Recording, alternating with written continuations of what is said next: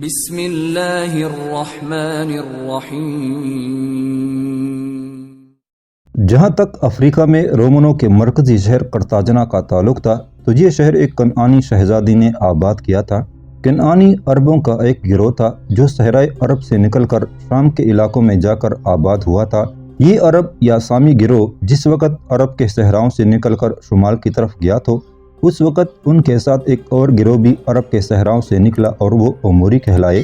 دراصل یہ کنعانی، اموری، آرامی اور آشوری سب عربوں ہی کے گروہ تھے جو صحرائے عرب سے نکل کر شمال میں مختلف علاقوں میں جا کر آباد ہوتے رہے تھے۔ صحرائے عرب سے نکل کر شمال میں جن علاقوں میں یہ کنعانی آباد ہوئے اسے کنعان کہنے لگے۔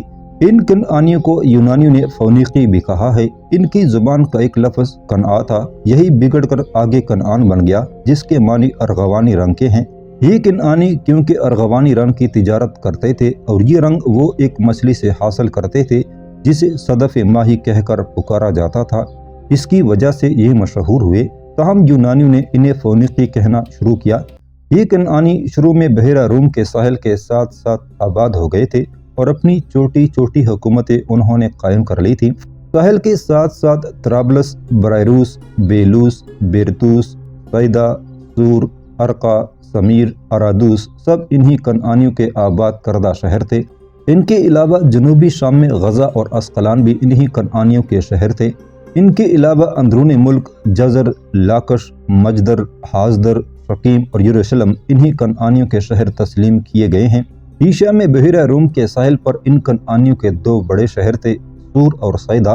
سور شہر کے کنعانی بادشاہ پگمیلن کے شہزادی ڈائیڈو نے ہی 1814 قبل مسیح میں افریقہ میں یہ قرطاجنہ شہر بسایا تھا۔ پگمیلن کی بیٹی ڈائیڈو کو ایلسا کا نام بھی دیا گیا تھا اور جب اسی ڈائیڈو نے یہ قرطاجنہ شہر آباد کیا تو اس کو اس شہر کی دیوی قرار دیا گیا اور اس کے لیے شہر کے اندر ایک معبد بنایا گیا جہاں اس کا مجسمہ بھی رکھا گیا تھا۔ قرطاجنہ کنعانیوں کا ایسا مرکز بن گیا جہاں سے کنعانی اثر و رسوخ کی کرنیں نکل کر مغربی بحیرہ روم کے علاقوں میں پہنچتی رہیں۔ 8ویں صدی قبل مسیح تک اس کی تجارت اتنی ترقی کر چکی تھی کہ خود کنعانیوں کے پہلے دو بڑے شہر سور اور صیدا بھی اس کے مقابلے میں کچھ نہ رہے تھے۔ ان کنعانیوں کے شروع کے شہر سور اور صیدا ہی تھے۔ بعد میں انہوں نے ایشیا سے نکل کر افریقہ یہاں تک کہ ہسپانیہ میں بھی اپنی نو آبادیاں قائم کرنا شروع کر دی تھی اور انہی نو آبادیوں میں ایک افریقہ کا شہر قرطاجنہ بھی تھا۔ ان نو آبادیوں نے ایسی ترقی کی کہ تمام بڑے شہروں کی عظمت اور شوکت کا انحصار ان نو آبادیوں پر ہو گیا جو عملی اعتبار سے نہیں تو کم از کم نظمی اعتبار سے اصل شہروں کی ماتحتی کا دم برتی تھی اور خراج بھی بیچتی تھی۔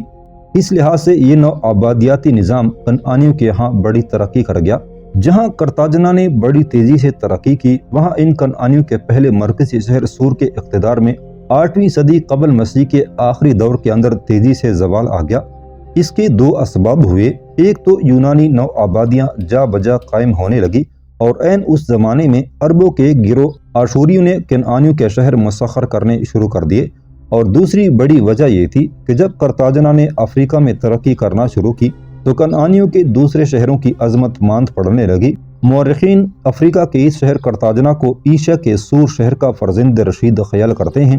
مشہور یونانی مورخ ہیروڈوٹس قرطاجنہ کی ترقی اور ان کنعانیوں کی تجارت کے عروج کی ایک کہانی بیان کرتا ہے۔ وہ کہتا ہے قرطاجنہ کی ترقی کہاں تک پہنچ گئی تھی اور اہل قرطاجنہ نے تبادلہ جنس کے کیسے عجیب و غریب طریقے پیدا کر لیے تھے۔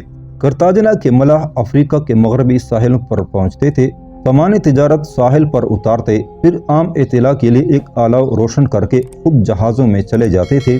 ان دنوں افریقہ میں غیر مہذب اقوام آباد تھی، بس وہ غیر مہذب اقوام جب دھواں اٹھتے دیکھتی تو سمجھ جاتی کہ کنعانی ان کے ساتھ تجارت کے لیے آئے ہیں۔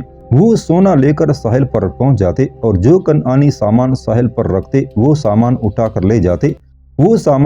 لے جاتے، اس کی جگہ سونا رکھ کر چلے جاتے۔ جب یہ کام ہو چکتا تو کنعانی ملاح پھر جہازوں سے ساحل پر آتے، اگر دیکھتے کہ جو مال انہوں نے افریقہ والوں کو دیا ہے اس کے جواب میں قیمت کے طور پر سونا ٹھیک ہے تو پھر سونا اٹھا کر واپس اپنے جہازوں پر چلے جاتے۔ اگر انہیں اندازہ ہوتا کہ سامان کی مناسبت سے قیمت کم ہے تو وہ دیسی باشندوں کو سونا لانے کے لیے پھر جہازوں پر جا بیٹھتے اور آگ کا آلاؤ روشن کرتے۔ غرض اس لین دین میں جو چپ چاپ ہوتا تھا، کوئی بھی دوسرے فریق کو دھوکہ نہیں دیتا تھا۔ کنعانی عربوں کے دور میں قرطاجنہ نے تجارت اور سیاست میں ایسی برتری حاصل کر لی تھی کہ 6 صدی قبل مسیح میں یہ ایک بڑی سلطنت کا مرکز بن گیا تھا، جو سارانیکا یعنی موجودہ لیبیا سے ہرکولیس کے میناروں تک پھیلی ہوئی تھی، اور اس میں جزائر بلیارک، سارڈینیا تک شامل تھے، اور فرانس، ہسپانیہ اور پرتگال کے ساحل پر ان کنعانیوں کی 9 آبادیاں جا بجا قائم ہو گئی تھی۔ اسی قرطاجنہ شہر کی غیر معمولی برتری نے وسطی بحیرہ روم کی ایک اور ابھرتی ہوئی قوت سے تصادم کی صورت پیدا کر دی۔ یہ قوت رومن تھے۔ رومنوں اور کنعانی عربوں کے درمیان جھگڑے اور نزاع کا باعث یہ ہوا کہ سمندر پر کس کا اقتدار رہے۔ کنعانی بیڑے کو بحیرہ روم پر اتنا اقتدار حاصل تھا کہ کنعانی عربوں نے رومنوں کو صاف صاف کہہ دیا تھا کہ وہ اجازت کے بغیر اس سمندر میں ہاتھ بھی نہیں دھو سکتے۔ 2 محارب قوتوں کے درمیان کشمکش کا آخری معرکہ اس وقت شروع ہوا جب ہینیبال نے 218 قبل مسیح میں وہ مہم شروع کی جس کے لیے اس نے اپنی زندگی وقف کر دی تھی۔ ہینیبال کا دراصل صحیح نام ہینیبال تھا۔ بال کنعانیوں کے دیوتا کا نام تھا اور ہینیبال کے معنی تھے بال دیوتا کی نوازش اور لطف۔ بعد میں یہی ہینیبال بگڑ کر تاریخ کے اوراق میں ہینیبال ہو گیا۔ ہینیبال کنعانی عربوں کا ایک نایاب اور بے مثل سالار تھا۔ اپنے لشکر کے ساتھ وہ ہسپانیہ اور کوہستان الپس سے گزرتے ہوئے اٹلی پر حملہ آور ہوا۔ اطالوی سرزمین پر 15 سال تک ہینیبال کامیاب مہموں میں مصروف رہا۔ اسی اسنا میں وہ روم پر بھی حملہ آور ہوا، یہاں تک کہ کنعانی حکمرانوں نے اسے واپس افریقہ بلا لیا۔ چنانچہ 202 قبل مسیح میں زاما کے مقام پر جو قرطاجنہ سے جنوب مغرب میں واقع ہے فیصلہ کن جنگ ہوئی۔ یہ جنگ ہینیبال اور رومنوں کے درمیان ہوئی۔ بدقسمتی سے اس جنگ میں ہینیبال کو شکست ہوئی اور وہ بھاگ کر اپنے آبائی شہر سور چلا گیا جو آج کل لبنان کا ایک شہر ہے۔ سور آ کر بھی ہینیبال آرام اور سکون سے نہیں بیٹھا بلکہ شام کے سلیوکی بادشاہ انٹیاکس کے ساتھ مل کر قرطاجنہ کے دائمی دشمن رومنوں کے خلاف لڑتا رہا۔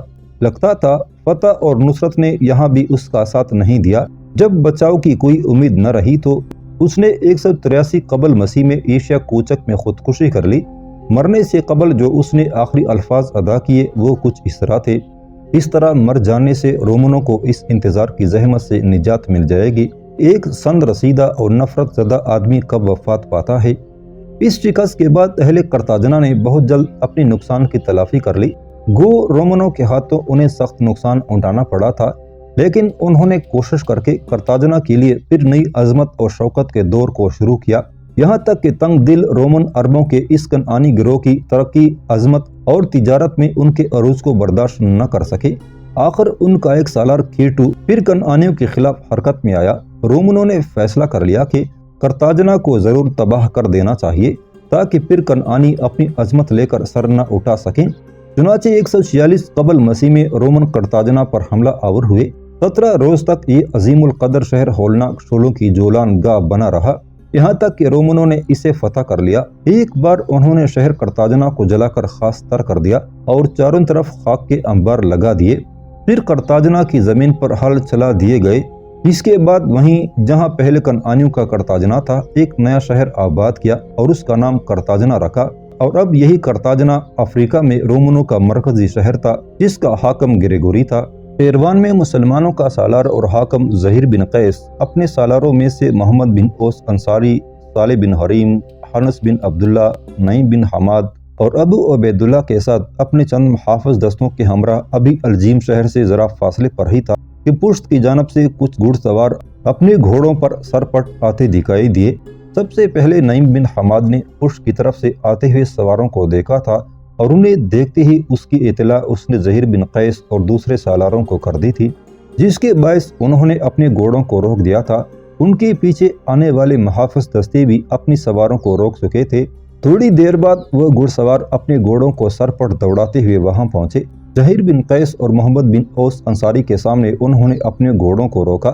وہ بڑے پریشان اور فکر مند تھے۔ ان کی حالت دیکھتے ہوئے سب سے پہلے محمد بن اوس انصاری نے انہیں مخاطب کیا: میرے عزیز ساتھیوں، خیریت تو ہے؟ اس پر آنے والوں میں سے ایک بول اٹھا: امیر، ایروان اس وقت خطرے میں ہے۔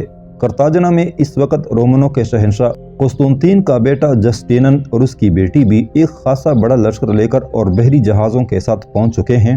ان کے مخبروں نے انہیں اطلاع دے دی ہے کہ عقبہ بن نافع ان سرزمینوں کی طرف آ رہے ہیں اور ہمارے سالار ان کا استقبال کرنے کے لیے الجیم کا رخ کیے ہوئے ہیں، لہٰذا آپ سب لوگوں کی غیر موجودگی میں انہوں نے قیروان پر حملہ آور ہو کر قیروان پر قبضہ کرنے کا منصوبہ بنایا ہے۔ اس مقصد کے لیے رومنوں نے اپنے سب سے بڑے سالار لیو کو ایک لشکر دے کر روانہ کیا ہے۔ لیو اس لشکر کے ساتھ قیروان کی طرف کوچ بھی کر چکا ہے۔ بس ہم یہی خبر لے کر آئے ہیں کہ قیروان اس وقت خطرے میں ہے۔ یہاں تک کہنے کے بعد آنے والا قاصد جب خاموش ہوا تب زہیر بن قیس، محمد بن اوس انصاری اور دیگر سالار فکر مند اور پریشان ہو گئے تھے۔ پھر زہیر بن قیس کہنے لگا، الجیم کا رخ کرنے کے بجائے ہمیں واپس جانا ہوگا۔ زہیر بن قیس یہیں تک کہنے پایا تھا کہ محمد بن اوس نے بولتے ہوئے اس کی بات کاٹ دی۔ امیر، آپ اپنے ساتھیوں کو لے کر الجیم کا رخ کریں، عقبہ بن نافع کا استقبال کریں، مجھے اجازت دیں کہ میں واپس قیروان شہر میں جو ہمارا لشکر ہے اسے لے کر لیو کا مقابلہ کرنے کے لیے نکلوں۔ میں آپ کو یقین دلاتا ہوں کہ میں بدباطن رومنوں کے ذہن کی کشادگی اور لگاموں کی وسعت کو بھی قیروان تک نہ پہنچنے دوں گا۔ اس موقع پر زہیر بن قیس ششوپنج میں پڑ گیا تھا، یہاں تک کہ محمد بن اوس انصاری نے اسے پھر مخاطب کیا، امیر، خدا کے لیے ششوپنج میں نہ پڑیے، وقت ضائع نہ کیجیے، ایک ایک لمحہ ہمارے لیے اہم ہے۔ آپ اپنے ساتھیوں کو لے کر اپنی لائحہ عمل کے مطابق الجیم کا رخ کریں۔ یاد رکھیے، اگر ہم نے بروقت اپنی مرکزی شہر قیروان کا دفاع نہ کیا اور رومن شیطان کے گماشتے بن کر قیروان میں داخل ہو گئے تو اپنے دل پر لکھ رکھیے، ہم سب کی جوانیاں صحرا کے شاداب چہرے پر بدنما داغ بن جائیں گی۔ کم از کم قیروان کے ہاتھ سے نکل جانے کے بعد میں تو زندہ رہنا پسند نہیں کروں گا، قبل اس کے کہ رومن اپنے فاسد تمدن کے سیلاب کے ساتھ قیروان کو رنج و غم کا کلیان بنائیں۔ ہم خود ان کے خلاف جوابی کارروائی کرتے ہوئے ان کے جسموں کو آسودگی، ان کی روحوں کو سکون سے محروم کر دیں۔ محمد بن اوس جب خاموش ہوا تب اس کی طرف بڑے غور سے زہیر بن قیس دیکھتے ہوئے کہنے لگا، ابن اوس، میں تیری ہمت اور جواں مردی کو سلام پیش کرتا ہوں۔ میں جانتا ہوں تو ناممکن کو ممکن بنا سکتا ہے، لیکن میرے بھائی، دشمن کے اتنے بڑے لشکر کے سامنے میں تمہیں اکیلا کیسے جانے دوں؟ جواب میں محمد بن اوس کہنے لگا، آپ نعیم بن حماد کو میرے ساتھ کر دیں، خداوند قدوس نے چاہا تو میری اور ابن حماد کی طرف سے آپ کو اور ہمارے آنے والے بھائی عقبہ بن نافع کو اچھی خبر ملے گی۔ اس موقع پر زہیر بن قیس چاہتا تھا کہ اپنے سارے ساتھیوں کے ساتھ واپس قیروان جا کر رومنوں کے سامنے قیروان کا دفاع کیا جائے، لیکن محمد بن اوس کے بحث کرنے کے بعد آخر زہیر بن قیس اس بات پر آمادہ ہو گیا کہ وہ خود اپنے دیگر ساتھیوں کے ساتھ الجیم کا رخ کرے، جبکہ محمد بن اوس اور نعیم بن حماد واپس قیروان جائیں اور رومنوں کا مقابلہ کریں۔ اس طرح زہیر بن قیس اپنے ساتھیوں اور محافظ دستوں کے ساتھ الجیم کی طرف آگے بڑھ گیا تھا، جبکہ محمد بن اوس اور نعیم بن حماد دونوں آنے والے قاصدوں کے ساتھ آندھی اور طوفان کی طرح قیروان کا رخ کیے ہوئے تھے۔ قیروان پہنچ کر محمد بن اوس اور نعیم بن حماد نے وقت ضائع نہیں کیا۔ سب سے پہلے شمال کی طرف انہوں نے اپنے مخبر روانہ کیے اور ان کے پیچھے پیچھے وہ دونوں خود بھی لشکر کو لے کر شمال کی طرف کوچ کر گئے تھے۔ محمد بن اوس انصاری اور نعیم بن حماد نے اپنے لشکر کے ساتھ لگ بھگ 15 فرسنگ کا فاصلہ طے کیا ہوگا کہ محمد بن اوس نے جو قیروان سے روانگی سے قبل دشمن پر نگاہ رکھنے کے لیے روانہ کیے تھے وہ سامنے کی طرف سے آتے ہوئے دکھائی دیے۔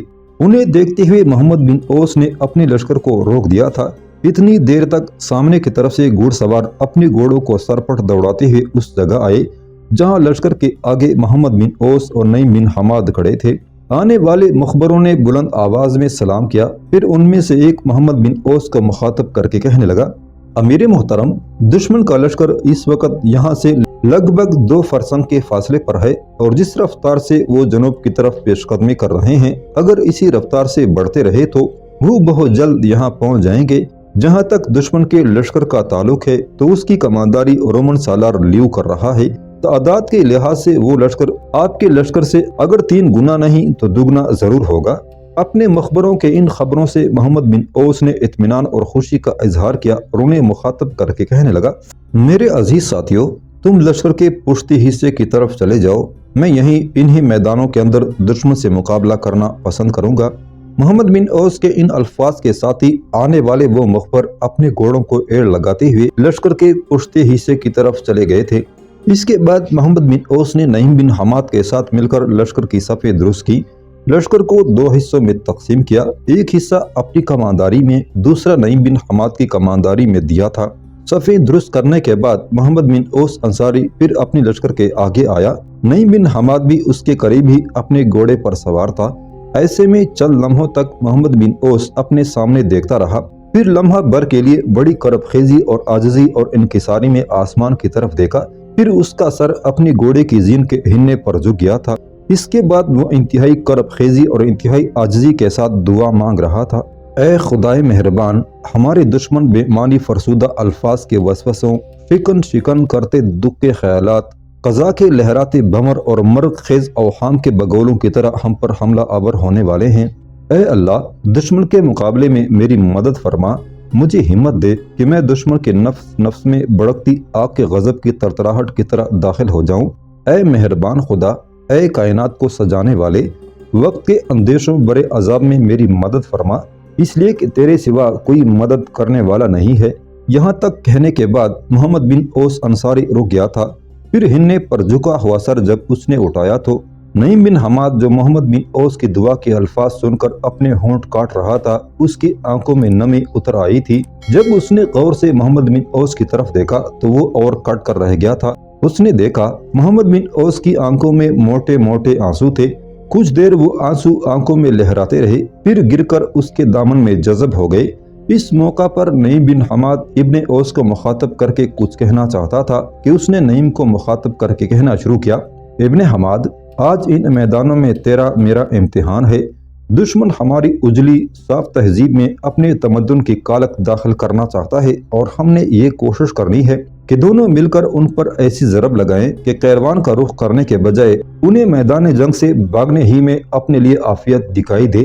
محمد بن اوس جب خاموش ہوا تب نعیم بن حماد کی چھاتی تھن گئی، بڑی جرت اور ہمت خیزی کا مظاہرہ کرتے ہوئے کہنے لگا، ابن اوس میرے بھائی، وقت کی آنکھ دیکھے گی کہ ہم دشمن پر ثابت کریں گے کہ ہم عددی فوقیت کو کوئی اہمیت نہیں دیتے۔ خداوند قدوس نے چاہا تو ہم دشمن کے لشکر کو اس طرح ہانکیں گے جس طرح کوئی باہمت چوپان بھیڑ بکریوں کے ریوڑ کو ہانک دیتا ہے۔ نعیم بن حماد کے یہ الفاظ سن کر محمد بن اوس کے چہرے پر مسکراہٹ کھیل گئی تھی۔ اس کے بعد دونوں بڑی رازداری سے گفتگو کرتے ہوئے دشمن پر حملہ آور ہونے کا اپنا لایا عمل تیار کر رہے تھے۔ جب وہ اس کام سے فارغ ہوئے تو پھر اپنے گھوڑوں کو ایڑ لگاتے ہوئے اپنے اپنے حصے کے لشکر کے سامنے کھڑے ہو گئے تھے۔ تھوڑی ہی دیر بعد رومنوں کا لشکر اپنے سالار لیو کے ساتھ وہاں پہنچ گیا تھا اور عین مسلمانوں کے لشکر کے سامنے آ رکا تھا۔ لیو نے جب دیکھا کہ ان کا مقابلہ کرنے کے لیے ان کے سامنے مسلمانوں کا لشکر بڑا مستعد ہے، تب اس نے بھی اپنے لشکر کو روک کر ان کی صفیں درست کر لی تھی۔ جب رومنوں نے اپنی صفیں درست کر لی اور جنگ کرنے کے لیے تیار ہو گئے، تب جنگ کی ابتدا محمد بن اوس انصاری نے کی۔ جس وقت ابن اوس حملہ آور ہونے کے لیے آگے بڑھا تھا، اسی لمحہ نعیم بن حماد نے بھی اس کے انداز میں اللہ اکبر کے نعرے بلند کیے، پھر وہ بھی اپنے حصے کے لشکر کے ساتھ رومنوں پر حملہ آور ہو گیا تھا۔ رومن اپنی جگہ مطمئن تھے کہ عددی لحاظ سے انہیں مسلمانوں پر فوقیت حاصل تھی، لہذا جوابی کارروائی کرتے ہوئے وہ بھی عربوں پر حملہ آور ہو گئے تھے۔ ہر کوئی ایک دوسرے پر خونی گونجوں کے بور اور تلپٹ کر دینے والے عذاب کی طرح ٹوٹ پڑا تھا۔ رومنوں کے سالار اور اس کی لشکریوں کو امید تھی کہ وہ بہت جلد مسلمانوں کے اس لشکر کو شکست دے کر مار بگانے میں کامیاب ہو جائیں گے، لیکن جب جنگ طول پکڑنے لگی تب ان پر مایوسی اور ایک طرح سے افسردگی طاری ہونے لگی، اس لیے کہ طوفانوں سے لڑنے اور بجلیوں سے کھیلنے کا ہنر جاننے والے کھلی آستینوں والے عرب بے انت آسمان تلے اور صحرا کی غیر محدود وسعتوں میں رومنوں کے سامنے عداوت کی سخت چٹان کی طرح ثابت قدم دکھائی دے رہے تھے۔ جس وقت جنگ کی بٹی خوب بڑک اٹھی تھی اور دونوں طرف سے لشکری زندگی اور موت کا کھیل کھیلتے ہوئے ایک دوسرے پر حاوی ہونے کی کوشش کرنے لگے تھے، عین اسی لمحہ میدان جنگ میں محمد بن اوس انصاری کی کڑکتی ہوئی آواز بلند ہوئی تھی۔ اپنے لشکریوں کو مخاطب کرتے ہوئے وہ کہہ رہا تھا، خدائے واحد کو معبود اور مددگار ماننے والو، رسول عربی صلی اللہ علیہ وسلم کے پیروکارو، تم نوامیس فطرت کے پاسبان ہو، پیاس کے صحرا کی طرح حملہ آور ہوتے ہوئے رومنوں کے دفاع کا آخری بند تک توڑ کر رکھ دو۔ تھوڑی دیر جب مزید جنگ جاری رہی، رومنوں کے سالار لیو نے، جو اس وقت اپنے لشکر کے وسطی حصے میں تھا، دیکھا کہ مسلمانوں نے تیز حملہ آور ہوتے ہوئے اس کے لشکر کی آدھی تعداد کو موت کے گھاٹ اتار دیا ہے، اور اب وہ رومنوں کی اگلی صفوں کو اپنے پاؤں تلے رونتے ہوئے وسطی حصے کا رخ کر رہے تھے۔ یہ صورتحال یقیناً لیو کے لیے ناقابل برداشت تھی۔ اسے یقین ہو گیا تھا کہ اگر تھوڑی دیر مزید جنگ جاری رہی تو حملہ آور عرب مکمل طور پر رومنوں کا خاتمہ کر کے رکھ دیں گے، لہٰذا اپنی شکست تسلیم کرتے ہوئے اور اپنی جان بچانے کی خاطر لیو بچے کچے لشکر کو لے کر با کھڑا ہوا۔ محمد بن اوس انصاری اور نعیم بن حماد آندھی اور طوفان کی طرح رومنوں کے تعاقب میں لگ گئے تھے۔